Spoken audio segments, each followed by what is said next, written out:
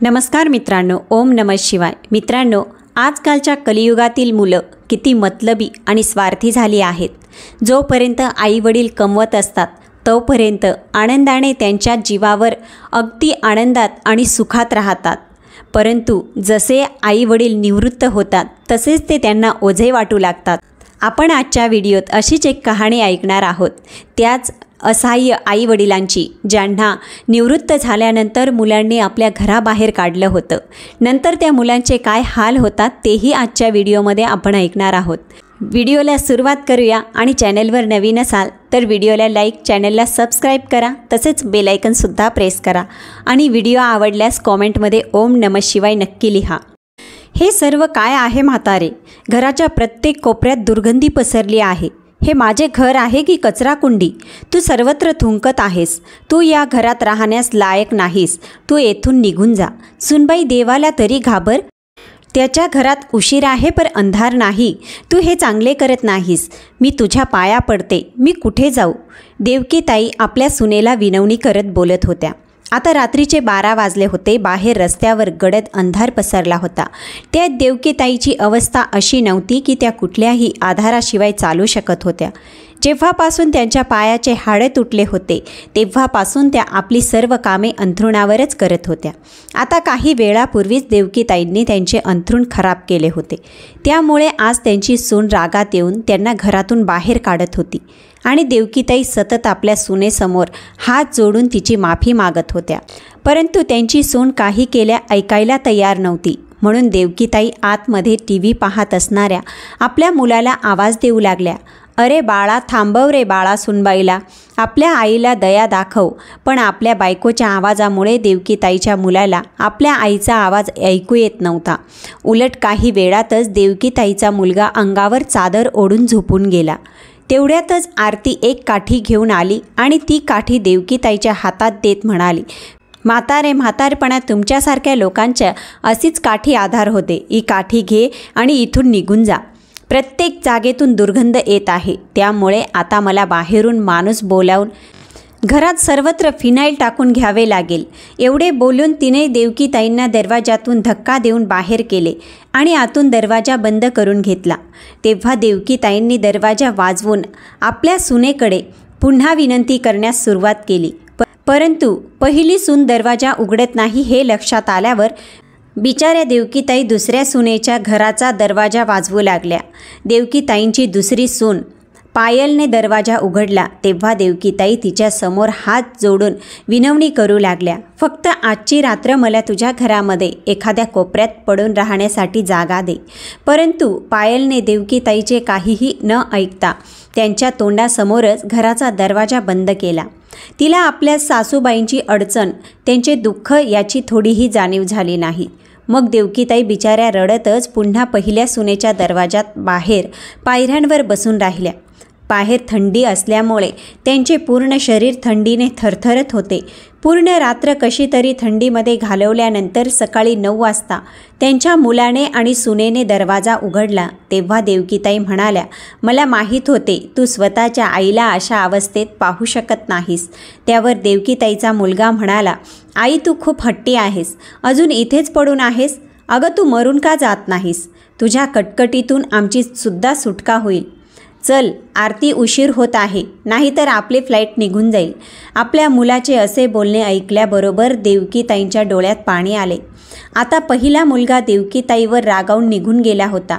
त्यामुळे बिचाऱ्या त्या हातात काठी घेऊन त्या काठीचा आधार घेत हळूहळू रेल्वे स्टेशनजवळ पोहोचून तिथेच भीक मागण्यासाठी बसल्या.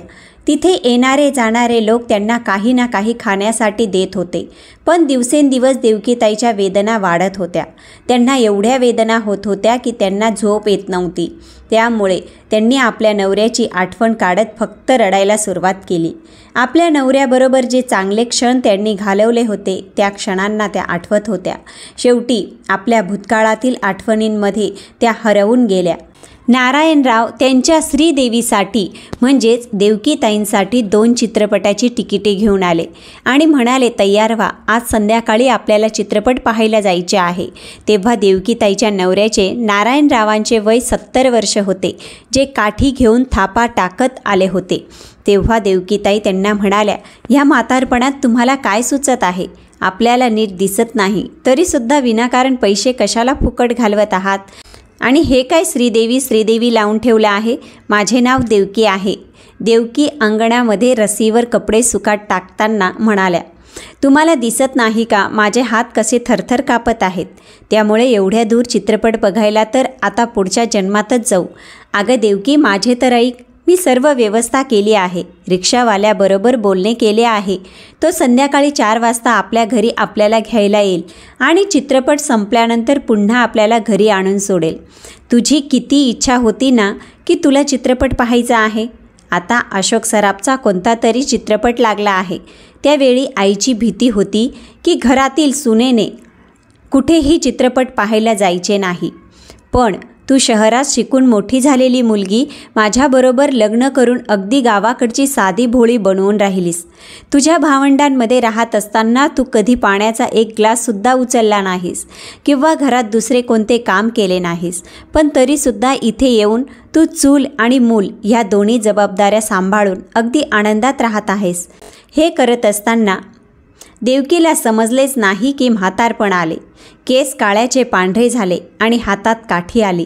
डोळ्यावर चष्मा आला आणि आपली मुले आपल्याला कुटुंबाबरोबर त्यांचा संसार करण्यात व्यस्त झाली आहेत. त्यांचीसुद्धा चुकी नाही. त्यांना स्वतःच्या कुटुंबाची जबाबदारी घ्यायची आहे. पण देवकी मरणाअगोदर हातामध्ये कोल्ड्रिंक्स आणि ते पॉपकॉर्नचा डब्बा घेऊन तुझ्याबरोबर चित्रपट पाहायचा आहे. जसे आपल्या मुलाने आपल्याला त्याचा आणि सुनबाईचा फोटो दाखवला होता. अहो शुभ बोला, मरणाची गोष्ट काय करत आहात? तुम्ही नेहमी असेच म्हणत असता. ठीक आहे, मी तुमच्याबरोबर चित्रपट पाहायला येईन. तेव्हा लगेचच नारायणराव खुश होऊन म्हणाले, देवकी तू आज लाल रंगाची ती आपल्या लग्नातील साडी नेस आणि मी सफारी घालेन. त्यावर त्या म्हणाल्या, अहो काही काय वस्तीत लोक आपल्याला हसतील. टॉकीजमध्ये लोक म्हणतील, म्हातारपणात ह्या म्हातारीला काय जवानी आली आहे. म्हणजे तू माझ्याबरोबर चित्रपट पाहायला येणार नाहीस का? अगं तू अजूनही माझी तीच श्रीदेवी आहेस, जिला पाहताच मी बावरा होऊन जायचो. अहो लाज वाटेल असे गोष्ट बोलू नका. संध्याकाळी नारायणरावांनी चॉकलेटी रंगाची सफारी घातली आणि देवकीताईंनी लाल रंगाची साडी नेसली. मग दोघेही रिक्षामध्ये बसून एकमेकांचा हात हातात घेऊन निघाले. त्यांना पाहून वस्तीतील सर्वच लोकांच्या चेहऱ्यावर हास्य उमटले होते. किती खुश होते दोघेही ह्या वयातसुद्धा. काही वेळानंतर, अहो आई, ह्या वयात 2-2 सुना घरात असताना तुम्ही काम करणे शोभा देते का? तुम्ही तर फक्त बसून आराम करा. खूप वर्ष तुम्ही मुलांसाठी कष्ट उचलले आहेत. आता तरी शांतपणे बसा. फक्त आम्हाला ऑर्डर करा. काही दिवसांनी बाबा त्यांच्या सेवेतून निवृत्त होतील. मग आरामच आराम असेल. देवकीताईची छोटी सूनबाई आरती हे म्हणत होती. तेवढ्यातच त्यांची मोठी सून पायल म्हणाली, आई, आरती अगदी बरोबर बोलत आहे. आई, आता ह्या वयात तुम्हाला आरामच आराम मिळायला हवा. तसेही बाबा आता निवृत्त होऊन येतील. तेव्हा एवढे पैसे घेऊन येतील की आईंना आपली गरजच पडणार नाही. आई बघा हां, तुमच्या सुनांना विसरून जाऊ नका. देवकी म्हणाल्या, अगं नाही सुनबाई, तू काय बोलत आहेस? आमचे जे काही आहे ते तुमचेच आहे ना. आणि एवढ्या संस्कारी सुना असल्यावर सासूला कोणते मोठे काम करावे लागणार आहे? तुम्ही लोक गावी येऊन 2-4 दिवस राहता, तेव्हा घराची शोभा वाढते. तुम्ही अशाच प्रकारे अधूनमधून राहायला येत जा. देवकीताई आणि नारायणरावांची 2 मुलं, सुना आणि नातवंडे असे मोठे कुटुंब आपापल्या जगात व्यस्त राहत होते. पण कोणालाच आपल्या आईबाबांची कोणत्याही प्रकारची चिंता नव्हती.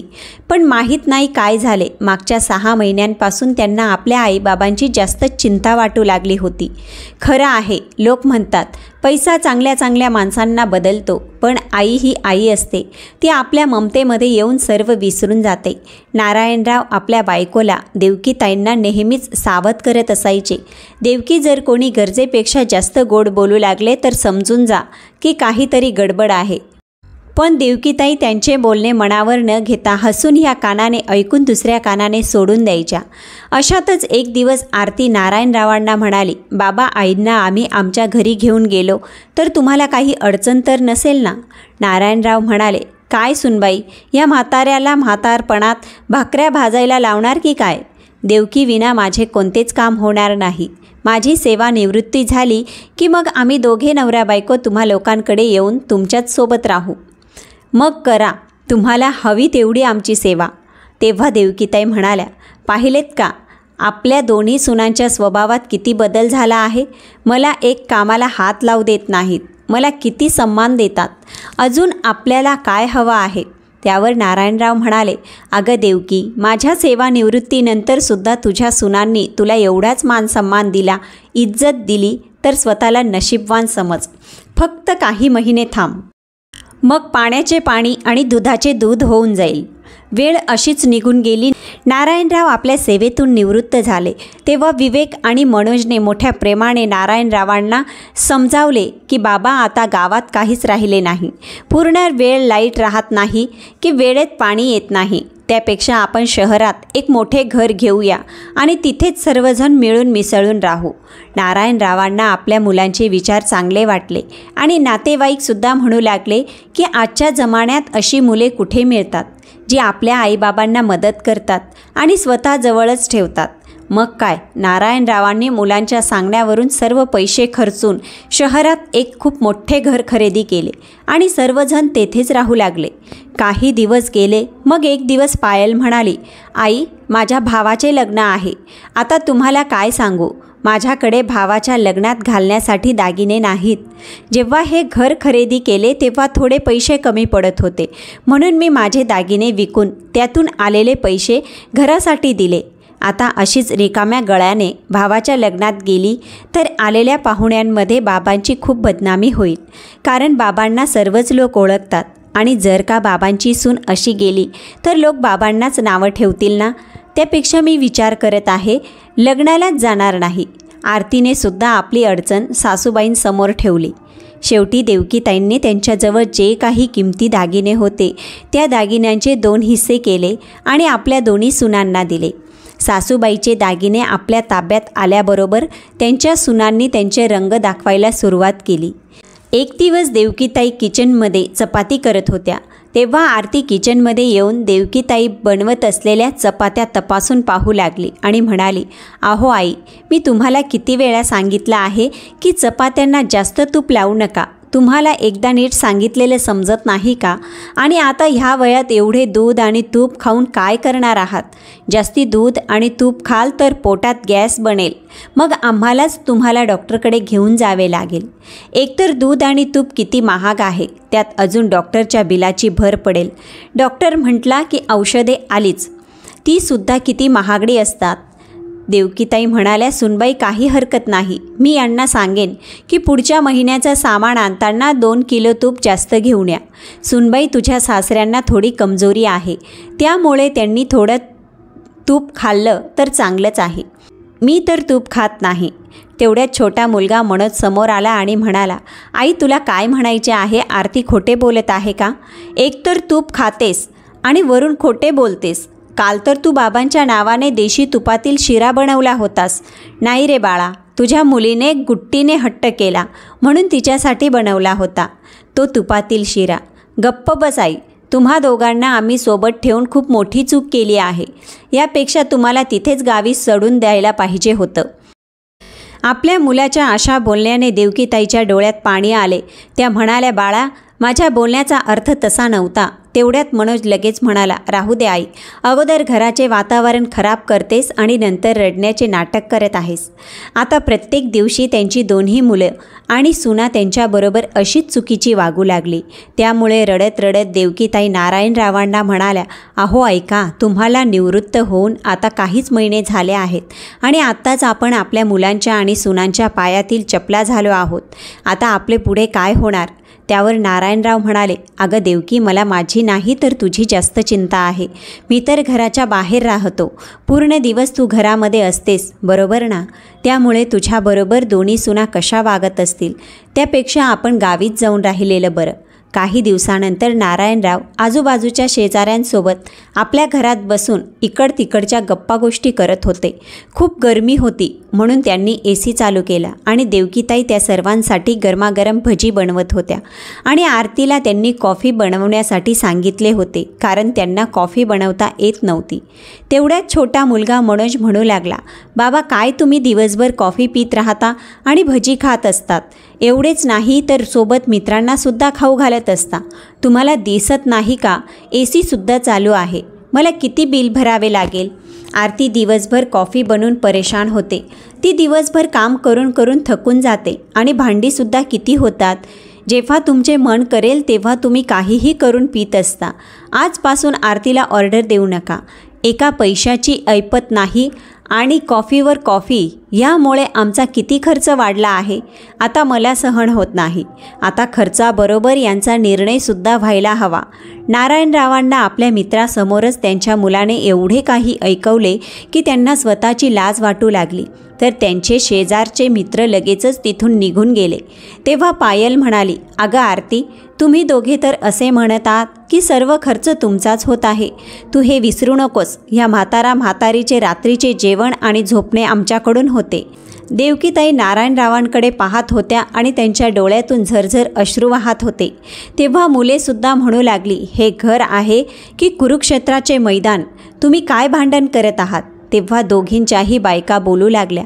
मग नारायणराव आपल्या छोट्या मुलाजवळ आले आणि म्हणाले, बाळा, शेवटी अशी कोणती गोष्ट झाली त्यामुळे आम्ही दोघेही तुम्हाला नकोसे झालो आहोत.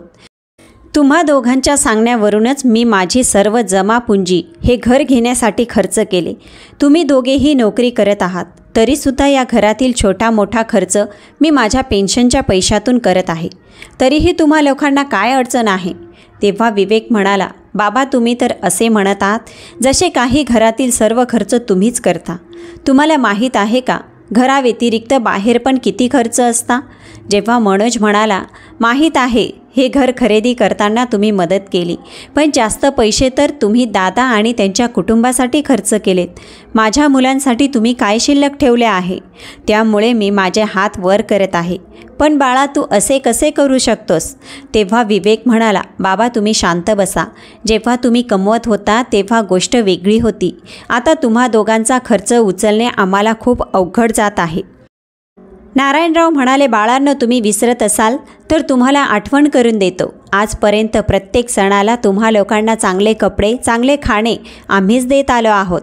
एवढेच नाही तर तुम्हा लोकांच्या घराचे भाडेसुद्धा मी भरत आलो होतो. ते आठवते की विसरलात. विवेक म्हणाला, अच्छा, म्हणजे तुम्ही आता आमच्याकडून हिशोब घेणार.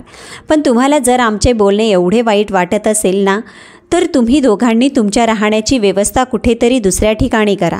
त्यावर देवकीताई म्हणाला, विवेक, तू असे कसे बोलू शकतोस. तुझ्या बाबांनी पैसे देताना एकदासुद्धा तुम्हाला प्रश्न केला नाही आणि आपली सर्व जमापुंजी तुम्हा लोकांच्या सांगण्यावरून हे घर खरेदी करण्यासाठी खर्च केली आणि आता तुम्ही लोक आम्हाला कुठेतरी बाहेर जाऊन राहायला सांगत आहात. काय या घरावर आमचा काही हक्क नाही का. आरती म्हणाली, बघा तर जरा वहिनी, या वयातही त्यांना त्यांचा वाटा हवा आहे. सासूबाई, थोडीशी लाज उरली आहे की नाही. अरे, या वयात मुलगा आणि सून 2 वेळचं जेवण देतील हेच पुरेसं आहे.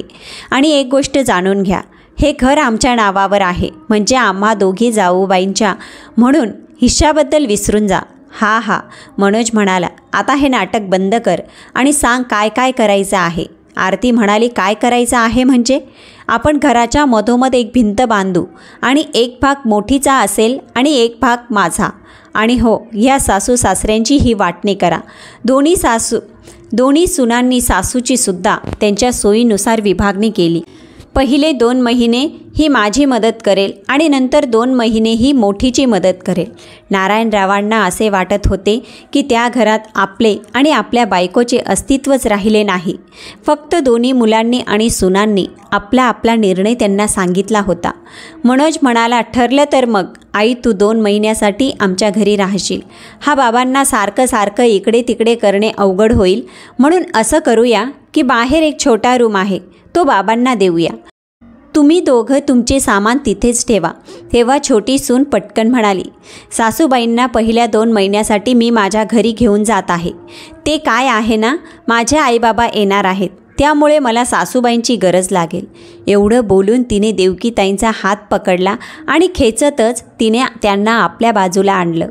पायल नारायणरावांना म्हणाली, सासरे बुवा चांगलं होईल की तुम्ही सुद्धा काहीतरी काम करा, नाहीतर बसून बसून तुमच्या हाता आणि पायाला गंज लागेल. बाहेर आणि अंगणात झाडू मारणे, मुलांना स्कूलमधून आणणे आणि सुकलेले कपडे टेरेसवरून आणणे, बाजारात जाऊन भाजी आणणे, हे सगळं तुमचं काम असेल. एवढं बोलून ती तिच्या रूममध्ये निघून गेली. दुसऱ्या दिवशी आरती देवकीताईंना म्हणाली, माझे आईबाबा येण्याआधी शिरा, छोलेपुरी सगळं बनवलं पाहिजे आणि कपडेसुद्धा धुवून ठेवा. देवकीताई आता आपल्याच घरात मोलकेरीण बनल्या होत्या. सुनबाईची कमी होती, जे आता तिचे आईवडीलही त्यांना मोलकरीण समजू लागले होते. नारायणराव आतमध्ये आणि बाहेर झाडू मारून तिथेच वरांड्यात बसत होते, जेणेकरून देवकीताईंना ते बघू शकतील. तेव्हाच त्यांनी बघितलं की सुनबाईची आई खरकटी भांडी देवकीताईच्या समोर फेकत म्हणाली, ए म्हातारे, भांडी स्वच्छ धू, नाहीतर तुझ्या नवऱ्याची औषधंसुद्धा माझी मुलगी बंद करेन. हे ऐकून नारायणरावांना खूप दुःख होत होते. ते दररोज आपल्या बायकोचा अपमान बघत होते आणि आता त्यांना सहन होत नव्हतं. सहनशक्तीची हद्द तर तेव्हाच पार झाली जेव्हा देवकीताई आपल्या सुनबाईला म्हणाल्या, सुनबाई मला जेवायला दे. तेव्हा आरतीने बाजूलाच असलेल्या उष्ट्या प्लेटमध्ये 2 चपाती ठेवून देवकीताईच्या समोर तीच उष्टी प्लेट दिली आणि म्हणाली, घराच्या बाहेर जाऊन वरांड्यात बसून खा. देवकीताई म्हणाल्या, सुनबाई ही प्लेट तर उष्टी आहे. आरती म्हणाली, मग काय झालं, माझ्या आईला ही भाजी आवडली नाही म्हणून तिने ती खाल्ली नाही. माहीत नाही कशी बनवली होतीस तू, म्हणून आता तूच ती खा, नाहीतर तेल आणि मसाला केवढा वाया जाईल. आरती देवकीताईंना एवढ्या जोरजोरात बोलत होती की नारायणरावांना सगळं ऐकायला जात होतं. देवकीताई रडत रडतच ती प्लेट घेऊन वरांड्यात येऊन बसल्या आणि जेव्हा त्यांची नजर नारायणरावांवर पडली तेव्हा त्या जोरजोरात रडू लागल्या आणि म्हणाल्या, आता हे सगळं सहन होत नाही हो. नारायणरावांना सुद्धा हे सहन होत नव्हतं, म्हणून ते उठले आणि देवकीताईच्या हातातली प्लेट घेऊन त्यांनी बाजूला फेकून दिली. तेव्हा त्यातील भाजीचे काही शिंतोडे आरतीच्या आईच्या तोंडावर जाऊन पडले. तेव्हा ती रागाने लाल झाली. नारायणराव म्हणाले, देवकी, तू हे उष्ट अन्न खायचं नाहीस. तेवढ्यात आरती किचनमधून आली आणि म्हणाली, तुमची हिंमत कशी झाली माझी भांडी फेकण्याची. तिने आपल्या नवऱ्याला मनोजला आवाज दिला, अहो ऐका जरा, बाहेर या. मनोज बाहेर येऊन बाबाला म्हणाला, बाबा तुम्ही हा काय तमाशा सुरू केला आहे. तुम्ही हे विसरू नका की आईचं पालनपोषण आम्ही करत आहोत. काय झालं जर आईने माझ्या सासूबाईचे उष्ट खाल्लं तर. अहो प्लेट उष्टी आहे, भाजी नाही. तेव्हा नारायणरावांनी जोरात एक कानशिळात मनोजच्या गालावर मारली आणि म्हणाले, अरे तू तुझ्या आईचे पालनपोषण करणार. अरे ज्या बाईने तुझं पालनपोषण केलं त्यावेळी जेव्हा तिला माहीतसुद्धा नव्हतं तू दिसतोस कसा, आणि आज तू तिचं पालनपोषण करणार. जोराचं बोलणं ऐकून विवेकसुद्धा आला आणि म्हणाला, बाबा तुम्हाला काय गरज आहे या लोकांच्या गोष्टीमध्ये पडण्याची. नारायणरावांनी दुसरी कानशिलात विवेकच्या गालावर सुद्धा मारली आणि म्हणाले, तुम्ही लोक कोण आहात आम्हाला 2 हिश्श्यांमध्ये वाटणारे. मी नाही मानत तुम्हा लोकांच्या वाटणीला. तुमच्यासारखी मतलबी मुलं जे आमच्या आईबाबांजवळ पैशासाठी पहिले तर चांगले संबंध बनवतात आणि नंतर सगळे पैसे घेऊन त्यांना आपल्या आयुष्यातून बाहेर काढतात, जसं काही किडलेला दात आहे. देवकीताईची रडून रडून अवस्था खराब झाली. त्यांना श्वास घ्यायला त्रास होऊ लागला. तेव्हा नारायणरावांनी त्यांना पाणी पाजलं आणि म्हणाले, देवकी ही आपली दुनिया नाही आणि नाही ही आपली मुलं. हे तर ते मतलबी लोक आहेत जे इतके दिवस आपलं रक्त पीत होते, पण ह्या लोकांनी तुझ्यासोबत जे काही केलं आहे त्याचा न्याय देवच करेल आणि यांना याच आयुष्यात त्याची शिक्षाही मिळेल. आणि तू चिंता नको करूस देवकी, फक्त 15 दिवसाच्या आत मी काही ना काही जुगाड करेल. फक्त काही दिवस अजून, मग आपल्याला ह्या लोकांचा चेहरासुद्धा बघावा लागणार नाही. एवढे बोलून नारायणराव तिथून निघून गेले आणि इकडे मात्र देवकीताईंना सुनांनी पकडले आणि त्यांना खूप वाईट साईट बोलू लागल्या. तेव्हा धक्काबुक्कीमध्ये देवकीताईचा सीडीवरून पाय सरकला आणि त्यांच्या पायाला इजा झाली. त्यामुळे ना त्या चालू शकत होत्या आणि नाही फिरू शकत होत्या आणि सर्व काम त्या बेडवरच करत होत्या. ह्या कारणामुळेच त्यांच्या मुलांनी 15 दिवसाची सुद्धा वाट बघितली नाही आणि त्यांना घरातून बाहेर काढलं. दुसरीकडे आपली आणि देवकीताईच्या राहण्याची सोय करून नारायणराव ट्रेनमध्ये बसून परत येत होते. स्टेशनवर उतरलेच होते की त्याच वेळेस खूप गर्दी जमा झाली होती. कुठल्या तरी वयोवृद्ध स्त्रीचा ट्रेन खाली येऊन मृत्यू झाला होता. बिचाऱ्या वयोवृद्ध महिलेचा चेहरा खूप जखमी झाला होता. चौकशी केल्यानंतर कळलं की त्या महिलेच्या सुनांनी आणि मुलांनी तिला घराबाहेर काढलं होतं, म्हणूनच त्या बिचारीने आत्महत्या केली आहे. हे सर्व ऐकून नारायणराव खूप घाबरले. घरी परतले तेव्हा बघितलं तर दरवाजाला कुलूप लावलेलं होतं. म्हणून त्यांनी शेजारी जाऊन शेजाऱ्यांना विचारलं. त्यांनी सांगितलं की तुमची दोन्ही मुलं सुना त्यांच्या मुलांसोबत काल रात्रीच परदेशात फिरण्यासाठी गेले आहेत, पण त्यांनी त्यांच्या आईला रस्त्यावरच बेवारस सोडलं होतं. बिचारी खूप रडत होती, खूप विनंती करत होती, परंतु दोन्ही मुलांपैकी कोणीच तिचं ऐकलं नाही. हे सर्व ऐकून नारायणरावांच्या डोळ्यातून अश्रू वाहू लागले. आता मी कुठे शोधू देवकीला? काय काही दिवससुद्धा हे लोक आपल्या आईला घरात ठेवू शकत नव्हते का? हाच विचार करून नारायणराव खूप परेशान झाले. खूप चौकशी केल्यानंतरसुद्धा ते देवकीताईंपर्यंत पोचू शकले नाही. त्यांना राहून राहून भीती वाटत होती की त्यांच्या बायकोने आत्महत्या तर केली नसेल ना? स्टेशनवर जी महिला होती ती माझी बायको तर नसेल ना? नाही नाही, हे नाही होऊ शकत. ते मनातल्या मनात स्वतःजवळ बोलत होते. आपल्या बायकोसाठी ते खूप धडपड करत होते. साधारणतः 1 महिन्यानंतर ते आपल्या खास मित्राच्या पार्थिवाला खांदा देण्यासाठी वृद्धाश्रमात गेले होते, कारण त्यांचा एकदम जवळचा मित्र वृद्धाश्रमातच राहत होता. अंतिम संस्कार झाल्यानंतर नारायणरावांनी बघितलं, एक महिला एका कोपऱ्यात बसून हातात फोटो घेऊन रडत होती. तेथील लोकांना विचारल्यानंतर त्या लोकांनी सांगितलं, 1 महिन्यापूर्वी ही महिला रेल्वे स्टेशनवर भीक मागत खूप वेदना सहन करत भेटली होती. तेव्हा कोणीतरी भला माणूस तिला वृद्धाश्रमात सोडून गेला. बिचारी पायाला लागल्यामुळे खूप वेदनेत होती. पूर्ण दिवस रडत असायची. ना ती जेवत होती आणि ना काही पीत होती. हे सर्व ऐकून नारायणरावांच्या पायाखालची जमीन सरकली. त्यांनी जसं त्या महिलेच्या जवळ जाऊन तिला आवाज दिला, तेव्हा आपलं नाव ऐकताच अचानक देवकीताईच्या अंगात एक वेगळी शक्ती आली होती. नवऱ्याला समोर पाहताच देवकीताई जोरजोरात रडू लागल्या. तेव्हा नारायणरावसुद्धा आपले अश्रू थांबवू शकले नाही आणि त्यांनी देवकीताईंना मिठी मारली. तेव्हा तेथील एक माणूस म्हणाला, ही तुमची बायको आहे का? पण मग ही वृद्धाश्रमात कशी आली? तेव्हा नारायणराव म्हणाले, आमचे नशीबच खराब म्हणून ती इथे आली. पण बस झालं, यापुढे नाही. नारायणराव तिथून देवकीताईंना घेऊन आले आणि रडतच म्हणाले, देवकी, तुझ्या या एक एक अश्रूची मी त्यांच्या जवळून किंमत मोजेलच. आपल्या मुलांनी आपल्या प्रामाणिकपणाचा खूपच फायदा उचलला आहे. आता बघ मी काय करतो.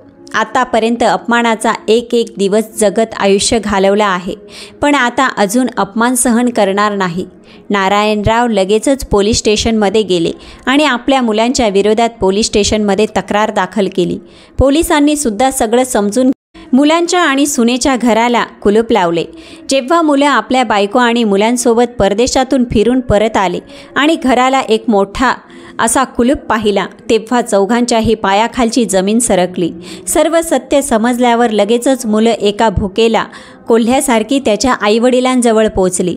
नारायणराव देवकीताईंना पोलिसांसोबत बघून चौघांच्याही पायाखालची जमीन सरकली. तेव्हा मोठा मुलगा नरम आवाजात म्हणाला, बाबा, हे सगळं काय आहे? आमच्या घराला तुम्ही कुलूप का लावले?